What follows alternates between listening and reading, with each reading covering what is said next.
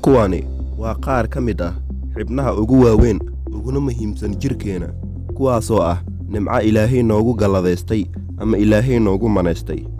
waxayna inooga baahan yihiin ilaalin guud xibnaha ilaalinta guud inooga baahan waxaa ka mid ah 1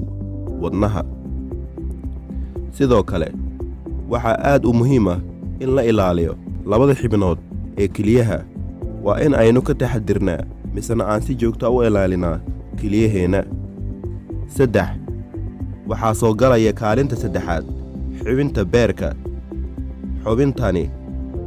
waa xubin sidoo kale aad u muhiim ah waxayna inooga baahan tahay ilaalin guud xibnaha kale aadka u muhiimsan ee Ilaahay noogu manaystay waxaa ka mid ah caloosha kaalinta shanaad waxaa soo gali doona xubinta loo yaqaano ama xibnaha loo yaqaano sanbabada xubinta lixaad ee Ilaahay noogu manaystay una baahan inaan mar walba ka mahadcelino waa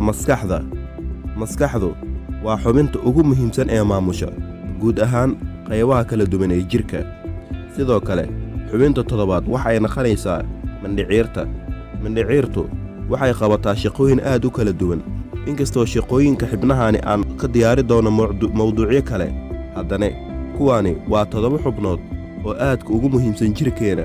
kuwaasoo noola baahan yahay mar walba in aan ka taxadarno